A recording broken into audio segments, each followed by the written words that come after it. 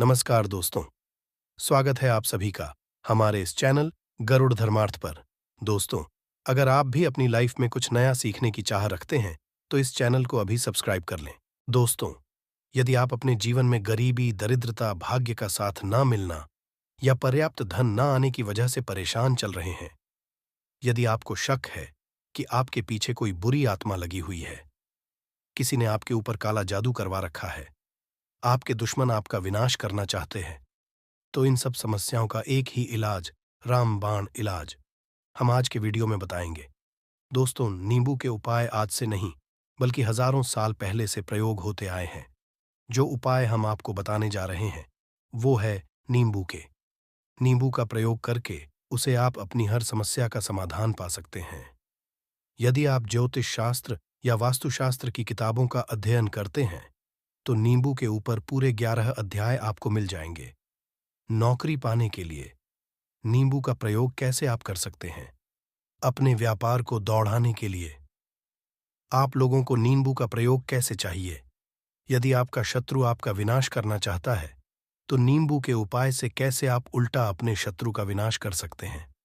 आपके घर में बुरी शक्तियां बसी हुई हैं, बुरी शक्तियां का वास है, तो इन सबको भगाने के लिए नींबू कैसे रामबाण की तरह काम करता है, ये सभी जानकारी आपको वास्तुशास्त्र और ज्योतिष शास्त्र की किताबों में मिल जाएगी। तो यदि आपका भाग्य सो चुका है, आपके घर पर ऐसी शक्तियां आ गई हैं जिनके कारण आपके घर में से लड़ाई होती रहती है, पति पत्नी में बनती नहीं है, तो दोस्तों, आज जो उपाय हम आपको बताने जा रहे हैं, वो आपकी सारी समस्याओं का समाधान कर देंगे। दोस्तों, नींबू का प्रयोग न केवल स्वाद को बढ़ाने के ये होता है, बल्कि स्वास्थ्य की दृष्टि से भी नींबू बहुत ज्यादा लाभदायक होता है। साइंस की लैंग्वेज में कहें तो नींबू में विटामिन सी बहुत ज्यादा मात्रा में होता है। यदि आपको एसिडिटी की प्रॉब्लम है, पेट खराब रहता है, तो नींबू उसमें रामबाण तरह काम करता है। नींबू के अंदर इतनी ताकत होती है कि वो एक से एक बड़ी समस्या को चुटकियों में खत्म कर सकता है। आपकी कई परेशानियों को, कई बाधाओं को एकदम सदैव के लिए आपके पास से हटा सकता है। तो यदि आप भी चाहते हैं कि आपका जीवन सुखमय तरीके से गुजरे, आपके जीवन में कष्ट कम हो, आपके ऊपर माता लक्ष्मी का आशीर्वाद हो, भगवान भोलेनाथ आपको आशीर्वाद दें, तो इस वीडियो को बिना भगाए अंत तक देख लें, क्योंकि इस वीडियो आज आपको पता चलेगा कि कैसे नींबू के 10 उपाय करके आप अपने जीवन की हर परेशानी को खत्म कर सकते हैं। एक एक उपाय के बारे में हम बताने जा रहे हैं, तो बहुत गंभीरता से इस वीडियो को पूरा देख लें, क्योंकि कई ऐसे होते हैं जो कि वीडियो भगा भगा के देखते हैं। सच मानिए, यदि आपने एक पॉइंट भी मिस कर दिया, तो आप अपना ही नुकसान कर लेंगे। हम ये वीडियो केवल आप लोगों क्योंकि के लिए हमारा इसलिए एक ही लेकर मकसद आते है, हैं, जनहित। यदि हमारी कोशिश से किसी एक इंसान का भी भला हो जाता है, तो हम अपने आप को बहुत सौभाग्यशाली समझेंगे। तो पहले आप कमेंट बॉक्स में हर हर महादेव लिख दें, क्योंकि यदि भगवान भोलेनाथ ने किसी को आशीर्वाद दे दिया, तो काल भी उसका कुछ नहीं सकता है। तो आखिर नींबू के कौन से वो 10 उपाय है, ध्यान से सुन लें। पहला उपाय है बुरी नजर से बचने के लिए। आप लोगों ने अक्सर देखा होगा, जब तक रास्ते से गुजरता है, गाड़ियां जब चलती हैं, छोटी दुकानें होती हैं, बड़ी दुकानें होती हैं, उन सब में नींबू और मिर्च टंगे हुए होते हैं। इसका मुख्य कारण क्या है, आज हम आपको बता देते हैं। देखिए, कहते हैं कि कुछ पेड़ पौधों में, उनके फल फूलों में अनेक सारे प्राकृतिक गुण होते हैं। जैसे जब चलती है और आप अपनी जेब में प्याज रख लेते हैं, तब आपको लू नहीं लगती है, या जहां पर ज्यादा गर्मी होती है वहां पर प्याज रखते हैं, तो प्याज गर्मी को सुख लेता है। यदि आपका अच्छा चल रहा है और कोई आपकी दुकान पर नजर लगा देता है, आपके कारोबार पर नजर लगा देता है, तो उसका बुरा असर आपके कामकाज पर पड़ता है। कहते हैं कि बुरी नजर से हरा पेड़ भी सूख जाता है। इसी तरह से जो चलता दौड़ता व्यापार होता है, वो तक बंद हो जाता है। यदि किसी मनुष्य ने आपके ऊपर नजर लगा दी, तो इसलिए लोग अपनी दुकान में नींबू और मिर्च लगाकर रखते हैं। इसका मुख्य कारण हिंदू पुराण में बताया गया है कि नींबू का खट्टा मिर्च का तीखा गुण बुरी नजर वाले मनुष्य के एकाग्रता को भंग कर देता है, जिसे वो अधिक समय तक खुद को असरशाली नहीं रख पाता है। ये हिंदू पुराण में साफ साफ लिखा हुआ है, जिसका मतलब ये है कि यदि आपका व्यापार चल रहा है और आप किसी का भी बुरा नहीं चाहते हैं, परंतु मनुष्य आपका बुरा चाहते हुए आपके ऊपर लगातार नजर लगवा रहा है, आपके ऊपर तंत्र विद्या करवा रहा है, बुरी आत्मा आपके पीछे लगवा रहा है और अपने पहले से ही नींबू टांग रखा है, तो ये सारा असर उल्टा उसके ऊपर पड़ जाएगा और वो बर्बाद हो जाएगा। इसलिए यदि आप कोई भी व्यापार करते हैं, नींबू और मिर्ची को जरूर टांग कर रखें। दूसरा जो उपाय है वो वास्तु दोष को मिटाने के लिए है। दोस्तों, हम वास्तु ज्ञान का यदि आप अध्ययन करते हैं तो उसमें एक चैप्टर नींबू के ऊपर लिखा हुआ है, पूरा एक अध्याय इसके ऊपर है।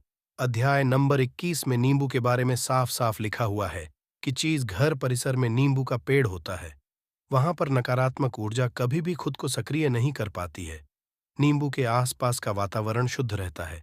नींबू घर के वातावरण को सकारात्मक शक्तियों से भर देता है। यदि किसी मनुष्य के घर में नकारात्मक शक्तियों का वास हो चुका है तो सच मानिए, उसके घर की कभी बरकत नहीं हो सकती है। उस घर के लोग आपस में लड़ाई करते रहेंगे, धन आने के सारे मार्ग बंद हो जाएंगे, घर के खर्चे बढ़ जाएंगे, कर्ज के मायाजाल वो फंसता चला जाएगा। परंतु यदि आपके घर पे नींबू का पेड़ है तो आपके घर में केवल सकारात्मक शक्तियां आएंगी। आपके घर का वातावरण बहुत अच्छा बना रहेगा। घर के लोगों ने सदैव बनती रहेंगी। सरल भाषा में समझाएं तो आपने भी देखा जाएगा, कई ऐसे घर होते हैं जहां परिवार के लोगों में आपस में लड़ाइयां होती रहती हैं, घर में नहीं होती है। और जिस घर की बरकत नहीं होती है वो घर कभी भी आगे नहीं बढ़ पाता है। इसके लिए सबसे बड़ा जो समझा गया है वास्तु दोष को मिटाने के लिए वो है नींबू के पेड़ का। मतलब यदि आपके घर में नींबू का पेड़ है, चाहे गमले में लगा लें, चाहे अपनी जमीन में लगा लें, आपके घर में कभी नकारात्मक शक्तियों का वास नहीं होगा।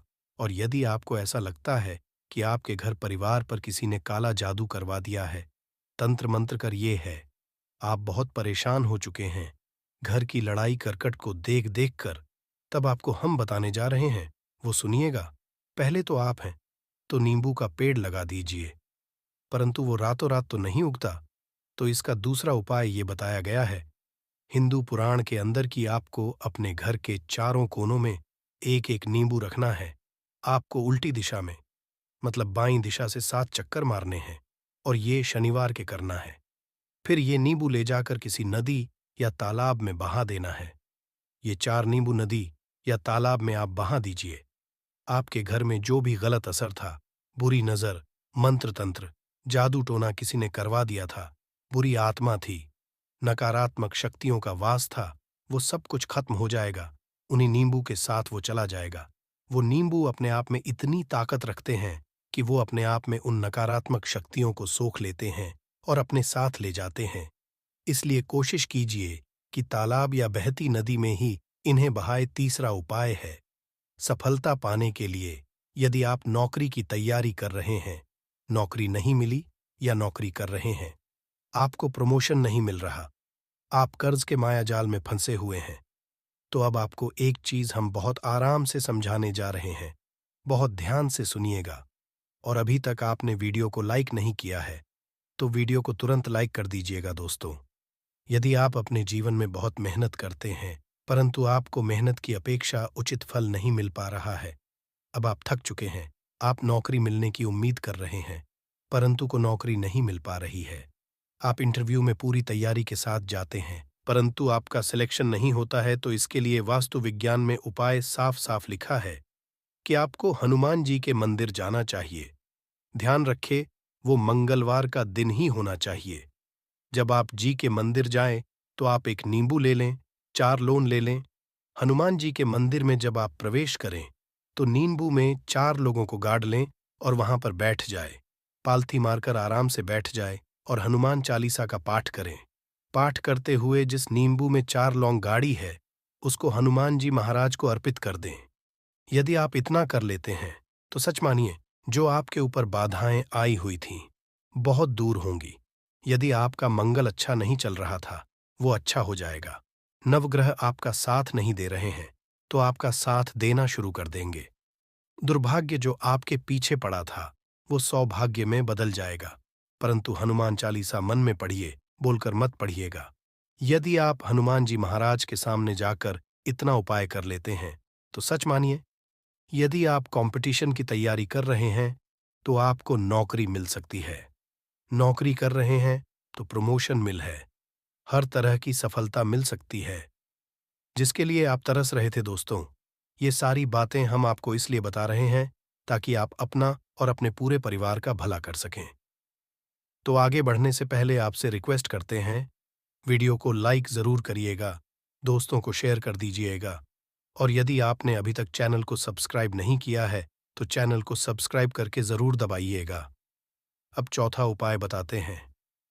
यदि आपके घर में छोटा बच्चा चाहे या बड़ा बुजुर्ग है या आप खुद हैं, मान लीजिए आपको नज़र लग जाती है, तो आपको क्या करना चाहिए? तो इसमें नींबू को बहुत उपयोगी समझा गया है। यदि आपके घर में कोई छोटा बच्चा है, आप हैं या आपके घर में बड़े हैं और ऐसा लगता है उनमें से किसी को किसी ने नज़र लगा दी, जिसके कारण उसकी तबीयत खराब रहती है, तो एक नींबू लीजिए। पीड़ित के सिर के ऊपर से 7 बार घुमाए, केवल एक ही लेना है। फिर ऐसे चाकू को ले लीजिए जिसका कभी प्रयोग ना हुआ हो। उस चाकू से नींबू को 2 भाग में काट लीजिए। फिर उसको ले जाकर घर के बाहर या घर से कहीं दूर जमीन में गाड़ दीजिए। यदि आप केवल इतना कर दें तो जो भी आपके ऊपर नजर लगी हुई होगी वो नींबू साथ उतार ले जाएगा। आपके ऊपर से वो नजर पूरी तरह से उतर जाएगी। 5 बार वास्तुशास्त्र के अध्ययन नंबर 21 में साफ साफ लिखा हुआ है, व्यापार में लाभ दिलाता है नींबू ईज को। यदि आप पढ़ते हैं तो आप जान पाएंगे कि नींबू का यदि आप सही तरीके से उपाय करते हैं तो आपको अपने व्यापार में शुद्धि देखने को मिलेंगी। कई लोग व्यापार जो करते हैं, उनका व्यापार जब चल रहा होता है तो कई बार लोग नजर लगा देते हैं, जिसके कारण व्यापार एकदम से रुक जाता है। आप थक जाते हैं कि अब क्या करें, अब तो हम फंस गए। तो दोस्तों, इसका बहुत सरल सा उपाय है। एक नींबू को ले लें अपनी दुकान में, ऑफिस में। नींबू को एक चाकू से 4 टुकड़ों में काट लें। अपनी दुकान के 4 भागों में उन टुकड़ों को रख दें। सुबह के समय यह प्रक्रिया कीजिए और शाम के समय उन 4 भागों को उठा लीजिए। सुबह के वक्त आप 10 बजे या 11 बजे भी कर सकते हैं। शाम को 7 बजे के पश्चात आपको उठाना है, को अलग अलग 4 लाल कपड़ों में बांधना है और ले जाकर किसी भी नदी में बहा देना है। उससे ये होगा कि जो आपकी दुकान पे किसी ने नजर लगा दी थी, आप लोग तंग आ गए थे कि आपकी दुकान नहीं चल रही है और आप इतना उपाय कर लेते हैं नींबू के, तो सच मानिए वो जो नजर लगी हुई थी, जो नकारात्मक शक्ति आपके पीछे पड़ गई थी, वो आपसे दूर हो जाएगी। इतना उपाय करने के पश्चात आपकी दुकान से नजर हट जाती है, आपका घोड़े की तरह दौड़ने लग जाता है। ये वास्तु विज्ञान में भी लिखा हुआ है, वास्तुशास्त्र की किताबों में साफ साफ लिखा हुआ है। अब हम जो आपको बताने जा रहे हैं वो है छठा भाग्य को चमकाने का उपाय। दोस्तों, यदि आपका भाग्य आपका साथ नहीं दे रहा, आप थक चुके हैं, भाग्य का साथ ना मिलने से आप बहुत मेहनत करते हैं परंतु आपको उचित परिणाम ठीक से नहीं मिल पा रहा है, तो सच मानिए किसी न किसी ने आपके ऊपर टोटका करवा रखा है। आप नौकरी की तैयारी कर थक चुके हैं, फिर भी आपको नौकरी नहीं मिल रही है और इस तरह की बातें रोजाना हो रही हैं। आप बहुत परेशान हो गए हैं, शादी नहीं हो पा रही है, व्यापार नहीं चल रहा है। ऐसी सब परेशानियों से छुटकारा पाने के लिए बहुत आसान तरीका बताने जा रहे हैं। तो ध्यान से, तो यदि आपको नौकरी नहीं मिल रही है या व्यापार में वृद्धि नहीं हो पा रही है, आपका घर बन नहीं पा रहा है, आप लोगों को कुछ नकारात्मक शक्तियों का असर दिख रहा है, अंदर नकारात्मक शक्तियों का वास होता चला जा रहा है, तो केवल आपको एक नींबू लेना है, उसको गंगाजल से अच्छे तरीके से धो लेना है। इस नींबू को धोने के पश्चात आपको 108 बार इस मंत्र का जाप करना है। मंत्र है ओम श्री हनुमते नमः। इस मंत्र का आप 108 बार जाप कर लेते हैं और उस नींबू में आप 4 लौंग देते हैं। तो आप नौकरी की तैयारी करने के लिए जा रहे हैं, इंटरव्यू के लिए जा रहे हैं, तब इस नींबू को अपने में रख लीजिए, अपने पर्स में रख लीजिए, अपनी जेब में रख लीजिए। आपको ये पेपर देने जा रहे हैं, तब तो ये सब अंदर ले जाने नहीं देते हैं, तो अपने बैग में रखकर ले जाएगा। सच मानिए, जो दुर्भाग्य आपके पीछे पड़ा हुआ था वो आपके भाग्य के रूप में बदल जाएगा। यदि आप नौकरी के लिए जा रहे हैं तो आपका वहां पर सिलेक्शन होना तय है। ये हिंदू पुराणों में साफ साफ लिखा हुआ है। इस प्रक्रिया में आपको केवल 3 से 4 रुपए का है। परंतु सच मानिए, इस प्रक्रिया को करने के पश्चात आपका जीवन संभल सकता है। ओम श्री हनुमते नमः। यह एक ऐसा जप है जिससे मान लीजिए यदि आपका मंगल कमजोर था, वो मंगल तुरंत मजबूत हो जाएगा। परंतु इसका आपको 108 बार जाप करना होगा, क्योंकि हनुमान जी को 108 अंक बहुत ज्यादा पसंद है। 108 कोई भी क्रियाएं आप हनुमान जी के लिए करते हैं, वो सफल होती है। और यह क्रिया यदि आप नौकरी के सिलेक्शन के वक्त करते हैं, इंटरव्यू के वक्त करते हैं, किसी कंपटीशन के वक्त करते हैं, तो आपको सफलता मिलना तय समझा गया है। 7वां है रोग से मुक्ति है, तो ये अध्यापकों वास्तु ज्ञान के 41 नंबर पेज पर मिल जाएगा। यदि आपके घर में कोई ऐसा रोगी मनुष्य है जो दवाई करा करा के थक गया है, अस्पताल जाकर है और उसका रोग ठीक नहीं हो रहा है, वो परेशान हो चुका है कि अब मैं क्या करूं, तो जो हम आपको आप बता रहे हैं उसे आप शनिवार के दिन सकते हैं। आपको शनिवार के दिन ये करना है कि उस पीड़ित मनुष्य के ऊपर से नींबू को 7 बार उतरना है, सर से लेकर पांव तक। एक नींबू को 7 बार उतरना है। फिर एक चाकू लेना है, उस चाकू को 21 बार उतारना है। ध्यान रखिए, ये सारी प्रक्रिया जो आप करेंगे शाम के वक्त होनी चाहिए, शनिवार के दिन। यदि आप शनिवार के दिन ये करते हैं तो 100% ये काम करेगा ही करेगा। आपने 7 बार नींबू को उतारा, 21 बार चाकू को उतारा ऊपर से नीचे। जब आपको उस नींबू के 4 टुकड़े करने हैं और किसी चौराहे पर जाना है जहां पर 4 रास्ते हो, दाहिने बाएं आगे पीछे, अब वहां पर अलग अलग दिशाओं में उन नींबू के 4 टुकड़ों को फेंक देना है और रात के वक्त ही करना है। मतलब 7 बजे ये प्रक्रिया करिए, 9 बजे तक इस ले जाकर फेंक दीजिए। यदि आप इतना कर लेते हैं तो उस रोगी के ऊपर यदि कोई बुरी आत्मा का वास होगा, मान लीजिए किसी ने तंत्र मंत्र करा रखा होगा, घर के बच्चे के ऊपर, आपके ऊपर या किसी के ऊपर भी, तो वो नकारात्मक शक्तियां उस पर से अपना वास हटा लेगी। वो मनुष्य ठीक हो जाएगा। रोगी यदि ऐसा मनुष्य है जिसके ऊपर बुरी आत्मा ने अपना वास कर रखा है, तो वो आत्मा जरूर उसका पीछा छोड़ देगी। दोस्तों, ये सारी बातें आपको कहीं जाने को नहीं मिलेंगी, परंतु हम केवल इस आपको बता रहे हैं कि आपका भला हो सके। एक नींबू के बारे में आप लोग सोच लीजिए, कितना ताकतवर होता है नींबू। इसी कारण पुराने समय के जो साधु संत महात्मा होते थे, वो नींबू को जरूर अपने पास रखते थे कि कब कहाँ नींबू की जरूरत पड़ जाए और नींबू से उस मंत्र तंत्र को हटा लिया जाए। अब 8वां उपाय आपको बताने वाले हैं। संतान प्राप्ति है, तो दोस्तों ये बहुत कम के लिए होता है, परंतु फिर भी जान लें। मान लीजिए आपको संतान नहीं हो रही है, कोई ऐसी महिला है जो बांझ है, जो इस वीडियो को देख रही है, उनकी संतान नहीं है, संतान के लिए उपाय कर थक चुकी है, तो ये उपाय लिख लीजिए। कहीं कागज पर उतरा फाल्गुनी नक्षत्र एक ऐसा समय होता है जिसे बहुत शुभ समझा गया है निःसंतान लोगों के लिए। यदि आप इस दिन नींबू के पौधे की जड़ तोड़कर लाती हैं और देसी गाय के दूध में मिलाकर पी लेती है, तो निश्चित ही संतान की प्राप्ति होगी। बहुत विद्वान गुणवान संतान की प्राप्ति होगी। यदि आप अनेक कोशिशें करके थक चुके हैं, लाखों रुपए खर्च कर चुके हैं, सच मानिए, केवल एक प्रक्रिया ये लीजिए, आपके जीवन में आपको संतान की प्राप्ति जरूर हो जाएगी। परंतु ये उपाय किसी विशेषज्ञ से पूछकर, उनकी सलाह लेकर ही करें, क्योंकि हर मनुष्य के शरीर की प्रकृति अलग किस्म की होती है, तासीर अलग अलग होती है। ना हुआ है धन की अचानक रुपए की प्राप्ति का उपाय, मतलब कह लीजिए आपको कहीं से एकदम से रुपए मिल जाए। आप कालाबाजारी करते हैं, आप सट्टाबाजारी करते हैं, आप जंगल में गाय चराने जाते हैं, खेतों में काम कर रहे हैं, जो भी हो, यदि आप ये प्रक्रिया कर लेते हैं जो हम आपको बताने जा रहे हैं, तो सच मानिए आपको कहीं ना कहीं से रुपए जरूर मिलेंगे। नौकरी में कहीं से एकदम से रुपया आ जाएगा या बिजनेस में एकदम से रुपया आ जाएगा।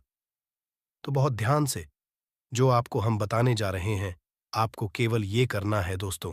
एक नींबू लेना है, उसको अपने ऊपर से हर शनिवार को, मतलब ये प्रक्रिया आपको 41 शनिवार तक करनी है। अपने शाम को एक नींबू 7 बार घुसमझा है। लगातार 41 शनिवार तक आपको 7 बार घुमा लेना है। फिर उसको एक लाल कपड़े में बांधना है और किसी पीपल के पेड़ के नीचे गाड़ना है, और ये अलग अलग पीपल के पेड़ होने चाहिए। ऐसा नहीं है कि एक ही पीपल के पेड़ के नीचे आप गाड़ते चले जाए। 41 शनिवार को 41 बार आपको किसी भी पीपल के पेड़ के नीचे नींबू दिशा में ना लगाए, इससे फैलती है घर में नकारात्मकता। इसी के साथ हम जानेंगे, दोस्तों, क्या आपको कैलेंडर कहाँ पर नहीं लगाना है, क्या गलती आपको नहीं करनी है, और साथ ही मैं आपको बताऊंगी कि यदि आपके घर में वास्तु दोष है तो कैसे आप जान सकते हैं और क्या उपाय कर सकते हैं जिससे कि वास्तु दोष दूर हो और आपके जीवन से परेशानियां खत्म हो। तो पूरी जानकारी लिए इस वीडियो को अंत तक जरूर देखिएगा दोस्तों। अब जानते हैं गुरुजी से कि वो क्या कहते हैं। दोस्तों, हम सभी के घर में घड़ी का उपाय किया जाता है। घड़ी जो बीते समय और आने वाले समय के बारे में हमें सूचित करती है। यदि हमारे जीवन पर सबसे ज्यादा किसी का असर पड़ता है तो वह है समय। हर किसी समय एक जैसा नहीं होता। अच्छे और बुरे समय सभी के जीवन में आते रहते हैं। इस समय चक्र का चलना कायम ही रहता है। समय किसी के लिए नहीं रुकता। किंतु यदि हम आपसे कहें कि आप अपने समय को अच्छा बना के लिए कुछ उपाय कर सकते हैं, जी हां, हम बात कर रहे हैं घर में लगी घड़ी की, जिसे हम रोज निहारते हैं। पर कभी ये नहीं सोचा होगा कि ये घड़ी हमारा समय बदलने में और अच्छा समय लाने में मदद कर सकती है। दोस्तों, हम बाहर जीवन में छोटी छोटी चीजों को नजरअंदाज कर देते हैं, किंतु वहीं कुछ चीजें हमारे भाग्य पर अच्छा बुरा असर डालती हैं। घड़ी की ही तरह घर में और भी कुछ चीजें हैं जो आपके दोष का कारण बनती है और आपकी परेशानी की वजह बनती है। तो आइए पहले जान लें, क्या आपको अपने घर में वास्तु दोष के बारे में कैसे पता लगता है और किस तरह से आप बड़ी ही आसानी से इसे कर सकते हैं। दोस्तों, वास्तुशास्त्र के अनुसार किसी भी घर में वास्तु दोष होने से सुख, शांति और पारिवारिक उन्नति में बाधा पैदा होती है। वास्तु दोष के कारण पनपने वाली नकारात्मक ऊर्जा से व्यक्ति के भाग्य पर बुरा असर पड़ता है। साथ घर के लोगों को कई तरह की परेशानियों का सामना करना पड़ता है।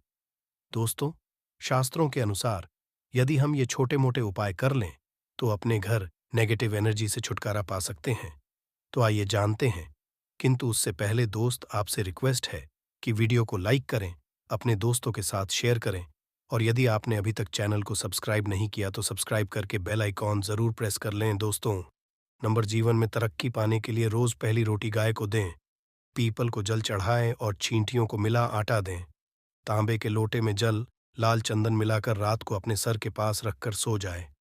सुबह उस जल को तुलसी को चढ़ा दें। ऐसा करने से आपकी परेशानियां धीरे धीरे दूर हो जाएंगी।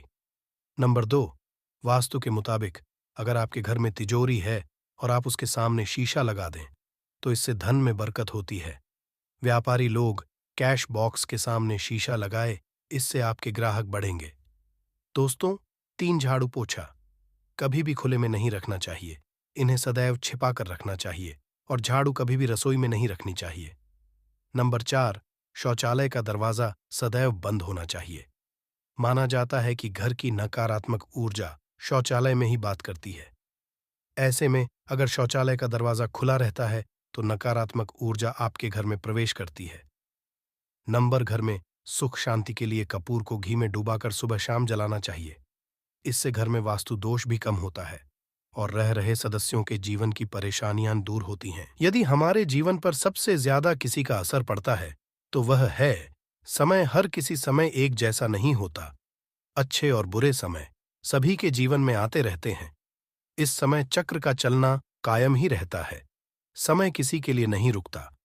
किंतु यदि हम आपसे कहें कि आप अपने समय को अच्छा बना के लिए कुछ उपाय कर सकते हैं, जी हां, हम बात कर रहे हैं घर में लगी घड़ी की, जिसे हम रोज निहारते हैं। पर कभी ये नहीं सोचा होगा कि ये घड़ी हमारा समय बदलने में और अच्छा समय लाने में मदद कर सकती है। दोस्तों, हम बाहर जीवन में छोटी छोटी चीजों को नजरअंदाज कर देते हैं, किंतु वहीं कुछ चीजें हमारे भाग्य पर अच्छा बुरा असर डालती हैं। घड़ी की ही तरह घर में और भी कुछ चीजें हैं जो आपके दोष का कारण बनती है और आपकी परेशानी की वजह बनती है। तो आइए पहले जान लें, क्या आपको अपने घर में वास्तु दोष के बारे में कैसे पता लगता है और किस तरह से आप बड़ी ही आसानी से इसे कर सकते हैं। दोस्तों, वास्तुशास्त्र के अनुसार किसी भी घर में वास्तु दोष होने से सुख, शांति और पारिवारिक उन्नति में बाधा पैदा होती है। वास्तु दोष के कारण पनपने वाली नकारात्मक ऊर्जा से व्यक्ति के भाग्य पर बुरा असर पड़ता है। साथ घर के लोगों को कई तरह की परेशानियों का सामना करना पड़ता है। दोस्तों, शास्त्रों के अनुसार यदि हम ये छोटे-मोटे उपाय कर लें तो अपने घर नेगेटिव एनर्जी से छुटकारा पा सकते हैं। तो आइए जानते हैं, किंतु उससे पहले दोस्त आपसे रिक्वेस्ट है कि वीडियो को लाइक करें, अपने दोस्तों के साथ शेयर करें और यदि आपने अभी तक चैनल को सब्सक्राइब नहीं किया तो सब्सक्राइब करके बेल आइकॉन जरूर प्रेस कर लें। दोस्तों, नंबर जीवन में तरक्की पाने के लिए रोज पहली रोटी गाय को दें, पीपल को जल चढ़ाएं और चींटियों को मिला आटा दें। तांबे के लोटे में जल, लाल चंदन मिलाकर रात को अपने सर के पास रखकर सो जाएं। सुबह उस जल को तुलसी को चढ़ा दें। ऐसा करने से आपकी परेशानियां धीरे धीरे दूर हो जाएंगी। नंबर 2, वास्तु के मुताबिक अगर आपके घर में तिजोरी है और आप उसके सामने शीशा लगा दें तो इससे धन में बरकत होती है। व्यापारी लोग कैश बॉक्स के सामने शीशा लगाए, इससे आपके ग्राहक बढ़ेंगे। दोस्तों, 3 झाड़ू पोछा कभी भी खुले में नहीं रखना चाहिए, इन्हें सदैव छिपाकर रखना चाहिए और झाड़ू कभी भी रसोई में नहीं रखनी चाहिए। नंबर 4, शौचालय का दरवाजा सदैव बंद होना चाहिए।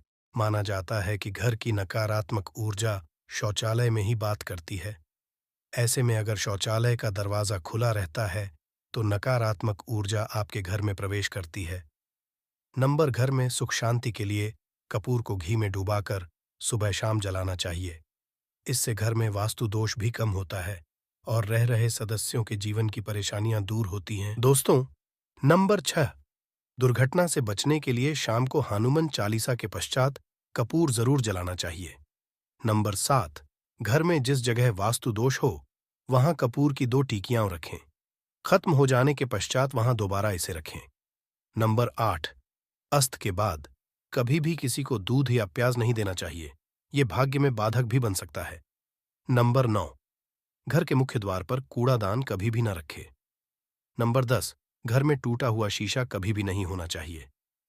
नंबर 11, अच्छे भाग्य के लिए सुबह नहाते समय पानी में थोड़ा सा कपूर का तेल मिलाए, शनिवार को चमेली का तेल भी मिला सकते हैं। नंबर 12 है, लक्ष्मी की कृपा पाने के लिए रोज रात को रसोई अच्छी तरह से साफ करके चांदी की कटोरी कपूर और लौंग जलाए। ये प्रक्रिया रोज की जाए तो घर में बरकत बनी रहती है और माँ लक्ष्मी शीघ्र ही ऐसे घर से आकर्षित होती है। ऐसे घरों से नकारात्मकता सदैव दूर रहती है। दोस्तों, नंबर 13, घर के सोने वाले कमरे में पौधे नहीं लगानी चाहिए, इससे आपके ऊपर नकारात्मक असर हावी हो सकता है। नंबर 14, घर में पौधे लगाते समय पानी में सेंधा नमक डालें। सादे नमक का भी आप उपयोग कर सकते हैं, लेकिन दोस्तों ज्यादा फलदायी होता है। आपको शुभ फल शीघ्र ही हासिल होंगे। दोस्तों, घड़ी की सही दिशा आपके जीवन को भी सही रास्ता दिखाने में मदद कर सकती है। इसके अलावा कैलेंडर को किस जगह लगाना चाहिए और किस जगह पर नहीं, ये भी हम जानेंगे। सबसे पहली बात जिसकी हम बात करेंगे वो है दोस्तों, घड़ी का आकार यानी घड़ी की शेक। शास्त्र के अनुसार गोलाकार की घड़ी या अंडाकार घड़ी सबसे उत्तम मानी जाती है, पर आजकल देखा जा रहा है कि बाजार में कई तरह की घड़ियां मौजूद हैं जिसमें घर के सदस्य या भगवान की तस्वीरें और फोटो भी लगी होती हैं। लेकिन दोस्तों, आपको बता दें कि घड़ी के साथ तस्वीरें लगाना बिल्कुल भी सही नहीं है। इससे आपके घर के सदस्यों के जीवन पर समय का असर देखने को मिल सकता है। और की तस्वीर घड़ी में बिल्कुल भी लगानी चाहिए, क्योंकि भगवान की तस्वीर को रोज धूप, दीप, अगरबत्ती और पूजन की आवश्यकता होती है और घड़ी तो कई महीनों तक धूल में पड़ी रहती है। इससे भगवान का अपमान होता है और ये शुभ नहीं माना जाता। हो सके तो घड़ी का आकार गोल और अंडाकार ही पसंद है। घड़ी का गोल या अंडाकार बोना हमारी पृथ्वी के आकार को दर्शाता है, जो को और घड़ी में नुकीले कौन होते हैं और वास्तु के अनुसार नुकीली चीजें नकारात्मक ऊर्जा का संचार करती है। अगली बार जिसका आपको ख्याल रखना है वो ये है कि घड़ी को स्वच्छ रखें, साफ सफाई का ध्यान रखें, धूल ना जमा होने दें और कहीं से भी घड़ी टूटी फूटी नहीं होनी चाहिए। दोस्तों, जैसा कि हम सभी चाहते हैं कि हमारे जीवन में सब अच्छा और बेहतर होता रहे, तो उसके लिए हम खुद को संवार्य रखते हैं, नए कपड़े और नए आभूषण पहनते हैं। उसी तरह अपने घर की घड़ी को स्वच्छ, और नए जैसा ही रखना चाहिए। ये कहीं से टूटी फूटी नहीं होनी चाहिए। समय समय पर घड़ी पर चढ़ी धूल और जालों को साफ करते रहें, जिससे आपका भाग्य भी धुंधला नहीं पड़ेगा। दोस्तों, कई घरों में आदत होती है कि पुरानी गाड़ी को बनवाकर ही चलाते रहते हैं। एक जगह नई घड़ी आई तो पुरानी किसी और जगह लगा देते हैं। कृपया ध्यान रखें, घर में पुरानी या फिर टूटी हुई या धूल चढ़ी हुई और बंद गाड़ी तो बिल्कुल भी ना रखें। क्यों? इससे घर में नकारात्मकता और दरिद्रता का वास होने लगता है। बंद पड़ी घड़ी घर में रखने से व्यक्ति के जीवन में नए अवसर नहीं आते और वो अपने कार्य में सफलता हासिल नहीं कर पाता। अगली बार जिसका आपको ध्यान रखना है, वो है घड़ी की सही दिशा। घड़ी को कभी भी दक्षिण दिशा में नहीं लगाना चाहिए। दक्षिण दिशा यमलोक की दिशा मानी जाती है। काल का अंतिम चक्र यहीं से शुरू होता है। इसीलिए वास्तुशास्त्र में इस दिशा को घड़ी के लिए अशुभ माना गया है। घर में घड़ी को उत्तर दिशा, पूर्व दिशा या पश्चिम दिशा में आप लगा सकते हैं, लेकिन ध्यान कि घड़ी को कभी भी मुख्य द्वार, कमरे के दरवाजे या आने जाने के लिए उपयोग किए जाने वाले दरवाजे के ऊपर कभी भी नहीं लगाना चाहिए।